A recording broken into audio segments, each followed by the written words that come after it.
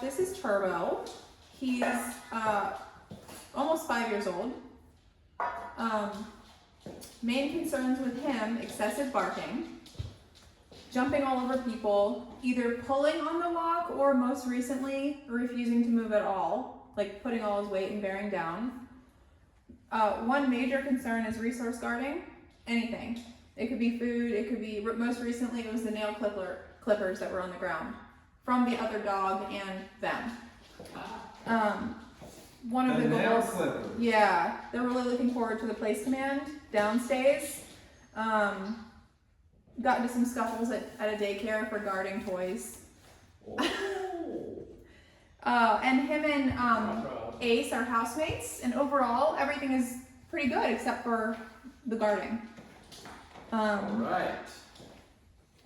Home. I think she said something about being maybe pulling on the leash, like resisting to move on the leash as well. These are red flags. Being reactive on the leash is a red flag. Guarding and resource guarding is a big red flag because it means, he's willing to get aggressive towards the owners or towards the other dog in the house over resource. Why would he do that? So this is a good example, a good actually opportunity to talk about something important. Julie was telling me that he guarded the, the nail clippers, right? Why would he guard nail clippers? What makes them valuable? What is he getting out of it, right? Well, he might not give a dang about the nail clippers, but he knows that you do. It's something, it is an item. There is a value to this item. So by guarding it, it's not because I think the clippers are really cool and useful and I want to use them every day and I don't want anyone else to touch them. No, that's not why he's doing it. He's doing it because it's an avenue to enter a conversation about hierarchy that he'll likely win, which will then make him feel, it might make him actually believe that he's higher up on the hierarchy than the other members of the pack, which include the other dog in the house and the family members, the owners, okay? So he's entering a hierarchical conversation. This is one way to do it. You could guard something, and I've seen dogs use that as an avenue to talk about hierarchy, to let everybody know, I'm up here and you're down here, and let's do our daily maintenance to remind you that. This is very much how dogs do, this is how they behave. This is how they establish and maintain hierarchy in the pack. It's one of the ways. It can be corrected and stopped like that and no longer happen. But if he's doing the correcting and no one's able to correct him, then he's going to see himself as up here. And he's going to keep doing it because it makes him powerful in the pack. Alright? Now why would a dog do that? Like you think about hierarchy, like it doesn't make any sense. Let's talk about hierarchy in a pack. Well, let me break it down for you. Okay, their brains are still primitive, right? They come from the natural world. They are nature, okay? And their nature in their pack, let's say there's 5 of them, all right? One of those dogs out of the 5 is going to be eating more than the rest. They're all hungry, but one of them's going to be eating more than the others. And there's going to be one in the pack that's going to be eating less than everybody else as well. And that is because it's nature's way of allowing the dog who has the best likelihood of surviving, the best chances of surviving, the best skills at enduring, to pass on their genetics. So that's the gene that goes on to make the species stronger, right? Survival of the fittest, if you will, right? Like the dog who eats more is more competent at getting the food, is more competent at surviving, so it's going to be the ones that gets the resource of the female when it comes to procreate, okay? So long-winded way to say that's why they guard things. It's one of the reasons amongst each other. He doesn't want to fight you or kill you or the pack member of the other dog. He wants to remind you that this is his status so he can have first access to the resources. So that when there's food on the ground, I will be able to go there and eat it and you'll leave me alone. Or when there's a female in heat, I'll go over there and interact with her, if you will, and you'll stay over here, right? He gets first access. So his brain literally believes he's up here in the hierarchy. If he guards from me, being an experienced dog owner and always going through the lens of the pack, thinking I want to be leader of the pack because I'm their owner. So if I see him disrespecting my position like that, guarding something, then I'm going to correct that and use that as an opportunity to remind him where I am in the pack. And if he sees me as a member above and he respects that, he won't do that anymore. He will not guard. And if I, not for me, and if I tell him not to do that in general towards the other dog or anybody, he won't. Because they listen. This is the beauty of dogs. Once you earn that position and you know how to maintain it, your dog will listen. They have the ability to listen. But if you don't get the code right, if you don't get the right amount of respect and trust and go through these conversations, because what's interesting is him guarding is, every time he does that, is actually an opportunity for you to then stop that once and for all and become leader. Those moments are the opportunity to go through that moment to access your leadership and to him to have the opportunity to learn that you can't do that around us, and that you should have more respect around us with your behavioral choices, and maybe choose a submissive and passive behavior instead. But we can't teach him that if we tiptoe around it, right? So I'm going to go through those conversations with him. If he wants to guard from me, we'll go through that, right? If he wants to bite me, we'll go through that. We're not going to avoid it. If we avoid it, he's powerful and he's not going to listen. Listen, he might love you, right? You love him, he loves you. But the nature of many dogs is that they do what they want. Unless you've earned respect, they're not just going to do what you ask them to because you love them. Unfortunately, otherwise I would not have a job. I wouldn't need a job. Just because you love them, it's not enough for them to listen. And I know that sucks. Believe me, I know that sucks. But the beauty is they teach you how to lead. They teach you reality, because they are reality, right? They're in the natural world. They're not programmed with like ideology or like a fantasy perspective of the world. They just live in Mother Nature's world, right? So they understand that, listen, if somebody's got to lead the show, and if you can't stop me from doing it, then I'm the leader. And so he's not meant to lead. This little guy's not meant to lead. So that's why he's overreacting to everything. You can't. If he was good at leading, he wouldn't be overreacting, aka barking at everything, or feeling the need to guard everything in order to feel powerful. Those are overreactions, and the reason why that's happening is because he's an insecure dog who needs a leader, but he's actually insecure and leading. So he's an insecure leader, and insecure leaders overreact. And those overreactions become the pattern, and then all of a sudden we just got a dog who's just overreacting all the time. Good news is we can come in, correct that, tell him to knock it off, do this instead in these different situations that we don't like, and use those as opportunities to become the leader. And next thing you know, the cool thing is this guy's brain will stabilize. He'll actually become balanced, okay? Now I haven't done anything with him other than one recall here, one little, back and forth where I got him to recall to me, and that's it. So that's the beginning of our relationship. Good boy. And he's just been sitting here. So when I first did the recall, I recall him, I pet him, he walks away like this. It's a correction and another recall. That's why he ended up sitting there. Okay, good. Because I didn't tell him to go yet, right? So it's his first introduction to leadership in the way that it's going to be here is like, if we ask you to do something, tell you to do something like a recall, you continue to do that until you're released. Right? You can't just be like, I'm done. This is part of being a follower, right? Good. He's watching the dogs out there. They're all playing, having a social. He's a good boy. Are you a boy? You're a boy. Making sure you're a boy. Okay. So the basics of the program here is recall and stay. Get the dog to you. Get the dog to stay. If those are solid, life is much better. Obviously, he wasn't doing much of either of those things at home. So, you see we got the recall started. His knowledge is already, he already gets the game, right? Recall, come here, you're good. He gets that. The stay is probably horrific because a dog who has no proper leader, I say that with all due respect, but it is true. Because a competent leader can say, no, this is what a competent leader gets. This is what you get by putting in the time of being the dog's leader. Even though it's a lot of work and you have to study to know how to do it, what you get, the reward you get is that they'll listen to you. So if I was truly his leader, he viewed me that way, of the pack, then when he would not guard things from me, and if he did, I would just have to disagree and he would stop. He would listen to my commands. If I told him to come, he would drop what he's doing and come. Right? So these are the benefits you get by going to that level of leadership.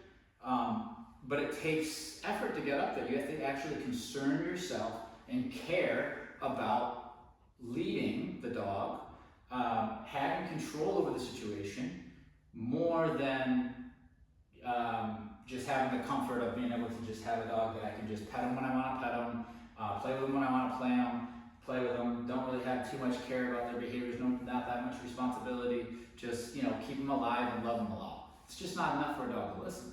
They'll be alive unless they get hit by a car or something like that, because they don't listen and they run out the door and all that. That happens. Dogs who don't listen have a crappier life because they can't do much. You can't bring them on all these walks because it sucks. You can't bring them on all these outings because it sucks. So dogs who don't listen don't get a nice, open world to them. And also dogs who don't listen, often their lifespan can be shorter because, don't go out the door, they go out the door, they get hit by a car. Don't mess with that dog, they run up on the dog, they get into a dog fight, right? So if they listen, they will have a better life and probably a longer life if they can listen to their humans, because the humans are only looking out for them. The humans are only trying to keep them safe and give them a good life. But sometimes we do that so much that we decide not to punish. So our dog's growling at us and we don't punish it for doing that. Our dog's not listening to its commands, we don't punish it. We don't know how even. Maybe we weren't taught, maybe we didn't see it done, it's just something that doesn't enter our head because we're just, in today's day and age, people get dogs and it's just love, love, love. Their version of love, which is fun stuff, happy stuff, right? That's not my version of love. Now, if you redefine love, you might be all right. I define love, true love, like I'm going to, when I'm raising the dog or raising my child, I'm going to do things that are difficult for me, things that I might necessarily not want to do, that aren't fun for me. Maybe they're not fun for you either. Maybe it's something that you don't want to do, but I think that it's going to be best for you in the long run. Doing those things, that's true love for me. So if that means I have to correct my dog, teach them not to run out the door, right? Or not to do A, B, or C, whatever behavior, because I believe that's going to be best for them in the long run, then guess what? Then that's true love to me, to go through that. If I didn't care, I would just say, I don't care, just do whatever. I don't have the time to teach them this, or whatever the reasoning is. So we got to get our brains in a place where we care. We find it our responsibility. We think love is part of true love is actually putting in the time to give the consequences and to follow through to make sure that everybody can stay safe, right? And make sure everybody can listen so that we have a harmony in the house.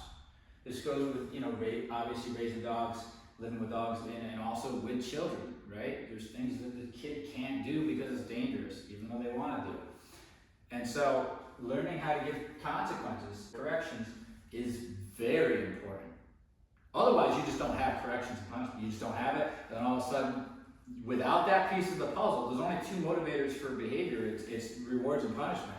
You're taking punishment off the table. You only have rewards. You're screwed. You're screwed.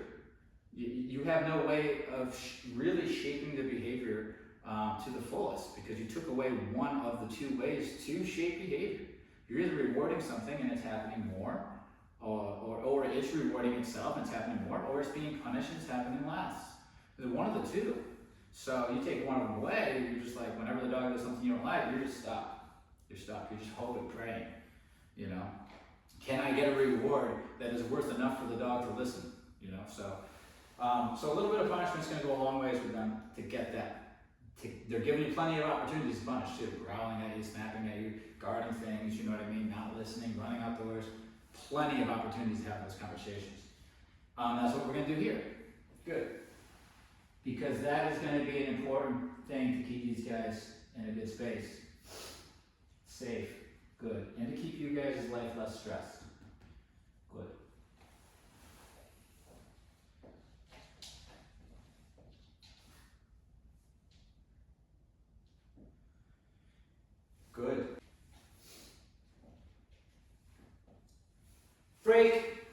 Good job. Break.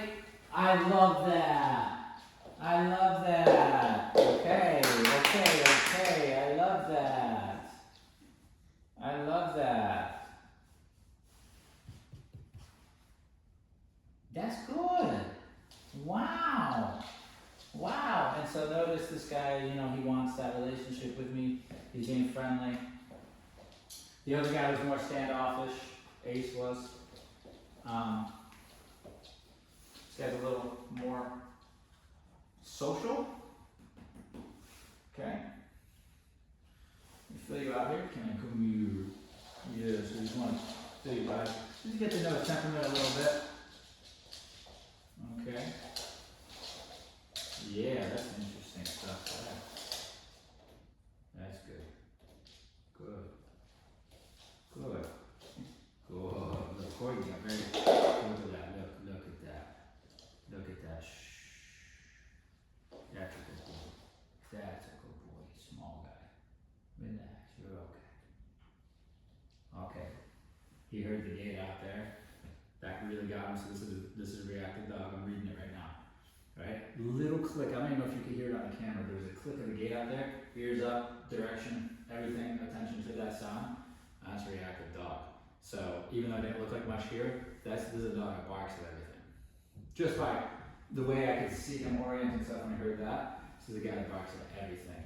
So this is a guy who thinks he's in charge of the comings and goings of the house, pretty much.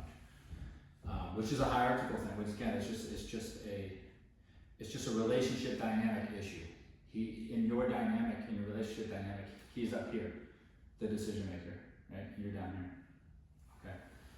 And so the fact that he won't let me do certain things here, he's putting resistance, is related to the same issue of him not listening, right? If he doesn't like me touching his paws or he doesn't want to do something, he's already given resistance. I can feel it by the way I was moving him and the way he's resisting some of those movements. It's just, he hasn't submitted like that to a human before. So this will be his first time. Good. A lot more attention on me. Good. Doing things that he thinks I like based off the past there. He's like, he liked this, he didn't like this. Starting to shape himself. Good. Based off of what he thinks I like that. That's good attitude. Motivation to go outside. Another recall. Come. Hesitation, but let's see what he does. There he goes. The correction kicks in, and then he does what he's told. So that was the missing ingredient at home. You see, he was playing with that recall there. He was kind of playing with it. It wasn't quite coming to me. You see, I turned up the level a little bit, and then as soon as that turned up, he had the motivation to come and do the recall. So that, in a nutshell, is why he's here. Is like he's just choosing not to listen because there's no reason to. There's no consequence if he doesn't listen, other than him getting away with not listening. So it's valuable. What's going to happen here is he's going to find listening valuable and not listening not valuable. So the brain will actually switch in the course of the next week or two, and the responses will just be different. And that's when he'll feel much better, and then he'll get more praise, he'll have a better life, he'll be on hikes, he'll be trustworthy to be able to do more things. He'll actually start to be like, following is pretty awesome. Okay? Good. Following what? Following our direction, right? Following our leadership.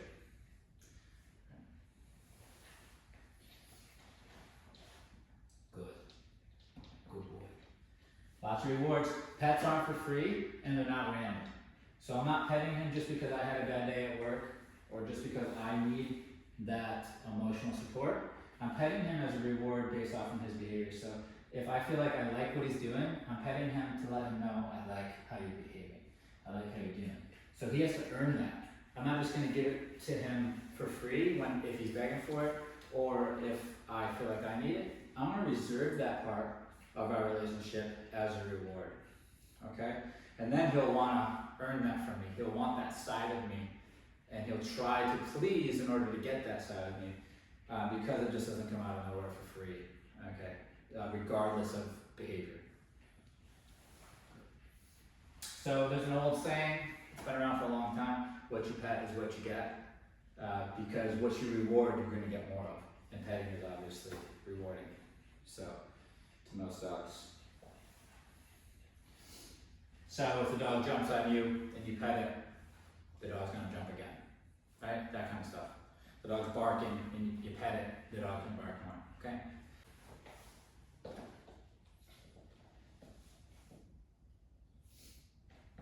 Stay. This is my test to see where he is with this. Good. Stay. Good. Break. Good. Okay, okay, okay. Okay, good. Good job. Good job. That's good. Look at you, fuzzy butt. Rig, let's get another dog down here, spice things up a little bit. Rig. Good boy, come on, buddy. Hello, handsome. Hello. Riggy, stay right there. That's a good boy. I'm gonna try something here, okay? Stay. Good. That's Riggins' fur that he's sniffing. Stay. Well, I'm teaching him the new thing in the environment's the dog. I'll go up to it. This could be anything in the future. It could be a human, could be squirrels. You can get the scent off from me. As a leader, I'll let you know when something new enters the room. I'll let you know if you're to go up on it or not. Okay? He might never guard for me just from this situation right here, where I'm able to say, I got first access to the thing that entered the room, just happens to be a dog right now. If you want to smell it, you can't, because I want it, right? But you can smell me when I come back, and I purposely bring back the scent. It's just one of those exercises. I don't do it very long. I just do it for a session or two, and this one, there's another one I do it in, just to get the brain to turn to see me as leader. Like, okay, this is the guy. I let him have first access. I'll get the scent off from him, and he'll let me know whether or not I'm involved in the situation. Good boy. Break. Nice. Helping him with the release there. Rig, free. Watching the interaction, looking pretty decent. Good. He's looking at me a lot. He's heavily relying on me right now. Good. Good boy. Riggins sniffing, good boy. Riggins is drooling because he wants to hump him, but he knows that I won't allow that. If I wasn't here and Riggins could have his own way, he would hump this guy for sure. And that's just another way. It's the same. It's just a hierarchical conversation. It's the same as the reason he's guarding. Small dogs like to guard things. They're not as good at winning the humping conversation. They're better at winning the I guard this thing situation. But Riggins would hump him. The clicky clacky. Stay. Riggins would hump him because what that does is if that guy lets Riggins hump him, then they pretty much understand that Riggins is above, and if there's resources in the environment, we don't have to fight over it. You're just gonna let me have it because you know that I could be more confident in winning that altercation if you wanted to go at it. So, or they would fight because he'd try to hump and he'd say no, and they'd fight, and kind of the outcome of that would determine who gets first access to the resources in the future. So they're programmed to kind of figure these things out ritualistically upon meeting, like right off the bat. That's just a hierarchical conversation. Now this guy might not want to play that hierarchical conversation. The corgi here is going to want to play it over guarding something. He's too short to be humping. It's going to be a hard game for him to win. Sometimes they like to choose the guarding one to enter that in order to continue to talk about the hierarchy. So if he lets Riggins hump him, it's not going to be the only time Riggins is going to hump him. Riggins is going to hump him whenever he gets the urge to, because it's a good daily maintenance on who gets first access to the resources, right? So if there's a steak sitting here and they both want it and they're both hungry, one of them's going to get it. It's and how do you think they're going to figure that out, right? And if they fought over that food, and one of them ended up being more competent at getting the food and won the fight, then tomorrow when the food comes around, the loser of that altercation, probably gonna step back and let him have it. And then come back and see if there's any leftovers. They're not just gonna keep fighting forever, right? He's gonna learn to not mess with him and allow him to have first access, which means he's now able to lead if this happened. He's now able to have first access to anything, including humans and decision making. Well, guess what? We can have that position too. So we can be that position. We can earn that position as well with dogs, where I can then have the steak or whatever, and the dogs could be around me wanting it just as bad as me or more, but they leave it alone out of respect. We can do that too, right? So this guy's just pushing everybody around with those conversations. He's being a bit of a bully to puff himself up and to keep you all in check. So keep that in mind. He's trying to keep you all in check. If he does that in the future, you can then correct it and actually leverage respect out of it. You'll actually gain something out of that conversation if you deal with it properly. You'll actually have a better relationship after the fact that you try to correct something, because you're going to correct it and follow through in a way that you just made progress with your relationship, and he's not going to pull that crap on you again. Okay? And coincidentally, he's going to listen better in other aspects of life too. Alright, so he's over in the corner there. I'm going to recall him. He probably doesn't care to come in this direction because he knows that we're going to be controlling, right? Like, we're going to be able to control him. If I recall him and he listens, then that means that he's saying, yes, you're in control of the situation, you're the leader, he's agreeing to that. So if you see these dogs, early on, they'll learn the command, and you'll say, man, they learned it quick, and then all of a sudden they just won't listen. And people say, yeah, they're testing the boundaries. That's right, they are. They're saying, I don't want to listen, so what can I do to get out of this? Because if I listen, that means you're the leader, right? So they'll fight it a little bit. And then you'll get what you want anyway, and you'll move on, and next thing you know, the dog will let it go, and they'll allow you to lead. But if it wins, if they give attitude and it wins, then you just made that a strong choice to make. Now when you try to tell me something, I'm going to do this because it worked last time, whatever it is. All right, buddy, come. So I recalled him, and he decided to not listen, right? So I give a little stim on the collar, and here he comes. Good, so he's real new to this, good. Eventually he won't even need a correction, good, because he'll listen because he knows there is a correction if he doesn't. Good, the same reason why you wouldn't speed in your car in front of a cop. You would slow down when you see the cop. If you were speeding, you'd slow down. And it's not because he's going to say, good job, and give you a cookie. It's because he's going to give you a ticket if you go by him. And then if he does give you a ticket, the next day when you go by that same spot, you're going to check your speed because you remember getting that ticket the day before. And what do you know? It works. It works as us, and we're smart creatures. Human beings are smart creatures. It works on us. It keeps our society running smoothly, as smooth as it can. And guess what? It works with dogs too. All right? So, good boy. So he just got a ticket there for speeding near a cop, right? Like I asked him to come here, he heard what I said, he understood what I said, he said no, I corrected him, he came, right? Next time I ask him to come, he doesn't need to get the ticket, right, if you will. He'll be able to bypass that just by recalling to me. No consequence, just, okay, here I come. And when he does that, hey, good boy, there's a big contrast, right? You either get a correction or you're getting a good boy. And the dog gets to decide what they want. Well, guess what? A couple days of doing that recall, they stop making you correct. But if you ever need it, it's there. It's there, So if we have a day that's like, oh, he's not listening, correct. Oh, there it is. Just a reminder. Just like he's trying to remind you every day when he's guarding something, he's trying to remind you. Can remind him now. These commands are to be taken seriously. And if you take them seriously, nice job, man. But if you don't, that's not good. Good boy. Okay, not that bad, to be honest with you. Look at my boy, not that bad, good boy. Good boy, that's right. That's a good boy. Nice job. And this is where the pets are, right now. This is a good boy. But also, you gotta think about it this way. These are older dogs.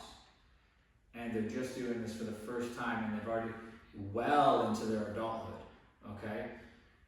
So there's a big difference than when you're just doing it as you're raising a dog. It's not as in such a constrained time. It's not necessarily, you know what I mean? Raising a dog takes a long time, and those, every day you're gonna have little conversations that are gonna build the proper understanding and belief system that you want your dog to have. But if you miss all that, if it kind of goes astray and you lose it, you know, and then you live like that for years, then it's going to be harder for the dogs to change, and it's not an intellect thing.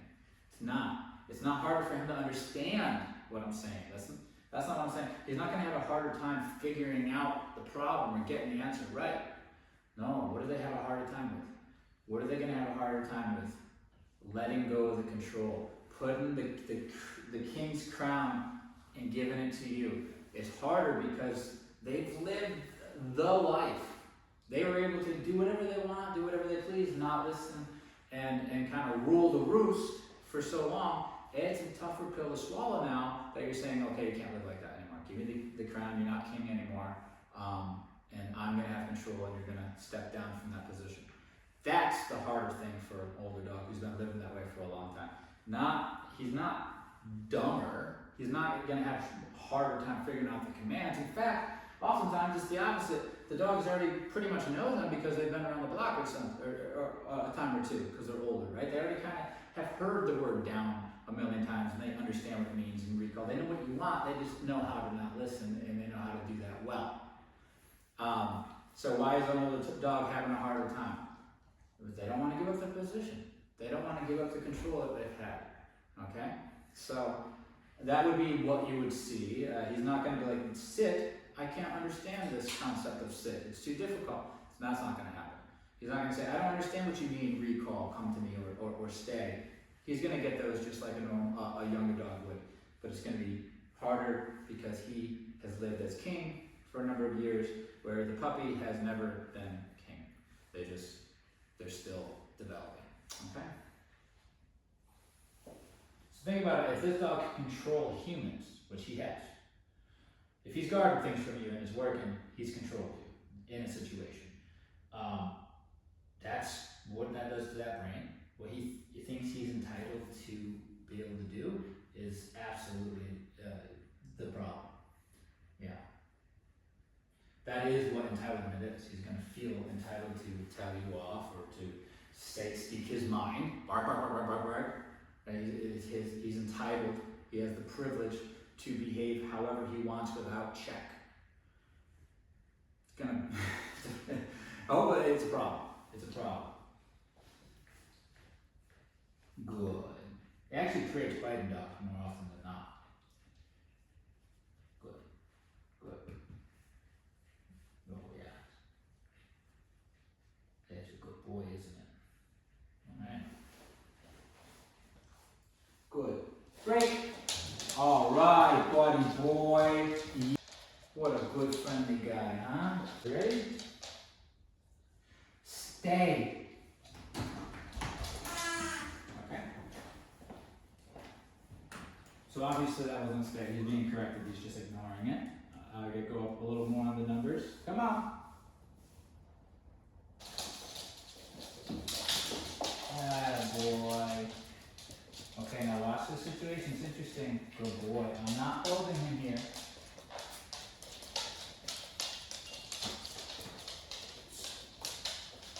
Okay, good. He walks away to recall.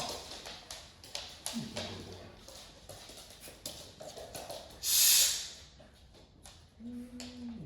So what happened was I asked him to stay and he went out the door. He got corrected and recalled back in. And now we're going to try again. Alright? Good. Stay. Whoa. You and your brother have a bad habit of going between the legs. That's a bad habit, huh, boy? Stay. Good. That sit is so pretty. Good. Okay, second time. Good. That's so pretty. Good. So when he's looking at me, I'm saying, I'm letting him know good, give him all that love, right? He looks away, he's thinking about the door. He looks over there, these are different options. See? So look away first. There's a correction. You can't just step outdoors anymore. Okay, we're back to the recall. Correction, recall. That's why the recall is so great. And look, we're still in the conversation. Stay. These are the types of experiences that really change those bad experiences, those bad choices, and you start making a good choice. Running out the door is very dangerous. Good boy. Headed over there, I'm gonna recall him. I want to keep him in this conversation. He's trying to ignore. They're trying to get out of the conversation. Sparky, out. Good. All right. So, because I'm trying to teach, we're in school right now, right? I asked you to stay at the door. You bolted out. We're having a lesson about that now. Good. The choice is, I let him know in this situation. I'm giving him direction. Because I'm letting him know, I like that, I don't like that. I like that, I don't like that. Good. See how that sound got? Good. That's a very reactive dog right here. Good. Stay.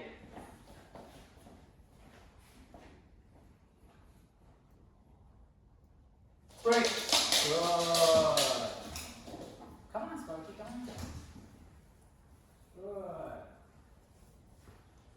So we just learned how to go out the door, okay? Now you've seen how I did it. Same as Ace, I just did it with Ace. I asked them to stay, I open up the door, they run out, they get corrected, they get recalled back in, we try again. I'm not holding him here, so I'm not keeping him successful by saying stay, stay, and I sort of open it and I see that he's not going, that he's going to run out. No, stay. That's not the approach I want to take. I want him to try what's on his mind. So if you want to run out, I want you to run out. So that you can get corrected and it's less likely to happen again. Try again. That didn't work, try again. Right? Oh, didn't work, try again. And then they end up sitting and looking at you and you say, good, break, let them out. And they say, oh, that worked. Okay?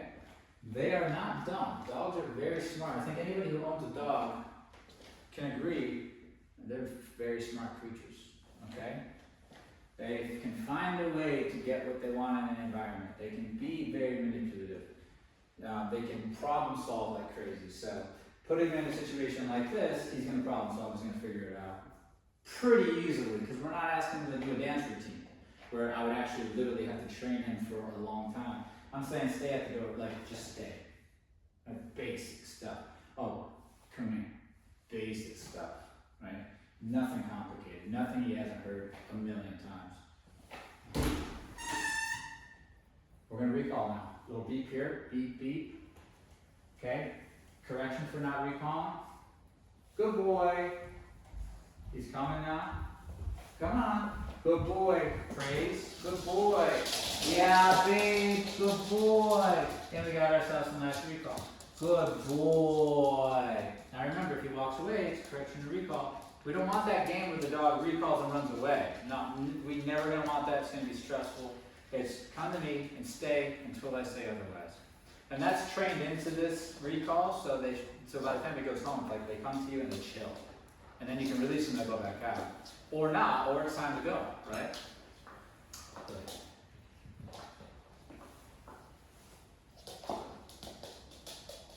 See, so a lot of this is letting the dog make the mistake, correcting the mistake. That's how you get rid of a mistake. And then praising the alternative. When they offer something else, which is generally the right answer, especially with a little guy, you get that right answer very easily, like stay, instead of walking around the way, right? Or sit instead of walking away. Okay, so he sat, so that's when I notice that sit, a little more relaxation, I come down, good boy, nice work. That's a good dog, okay? There he goes, making some mistakes. That's okay. Good boy. Correction, recall. Boom. Just like that. Good. Keeping them in that conversation, keeping them at the classroom learning right now. This is good. Okay? So he's going to learn here. You can then walk away when I release you. Turbo. Turbo. Break. Nice. Good boy. Let's look at this guy. Hey, let's take a whole stack. Look, I got one of these. I know that you guarded the nail thing the other day. Let's take possessions. And let's guard him. And let's use food too, because we're going to be motivated for that. Alright, we got some food. Are we all motivated with food? You like food? Oh, you like food too. Alright. Well, look at that. We don't need all this now. You like food? You like food? Okay. Look. Stay.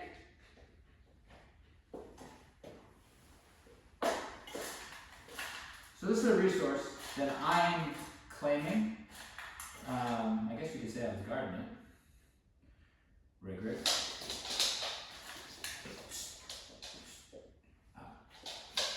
good. So he sees me controlling the other dogs around the resources. Good. I want to see how he feels about the resource. Good boy. That's a long sniff there, big guy. Rig. Good. Stay. Okay. Break. Yes! Yes! Wonderful job! Wonderful job! Hooray! Hooray! Good. Good. Hey. Hey. Good. Good boy. Yeah. Good boy. Yeah. Oh, good boy. Yes. That's fine. Good boy. Yes.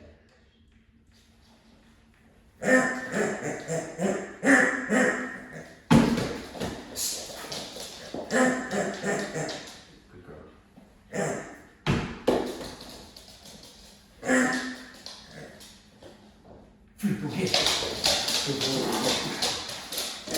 Great. All right. Get it, Fergie, get it, Fergie, get it. Get it, Fergie, get it, Fergie, get it. Get it, Fergie, get it, Fergie, get it. Get it, Fergie, get it, Fergie, get it. Hi, boy. How are you? Hello, hello. Hello, hello. Hello, hello. How is the little guy doing today? Hello. What's this? Wee. Oh, yes, she's good. Who's your baby? Who is it? Good boy.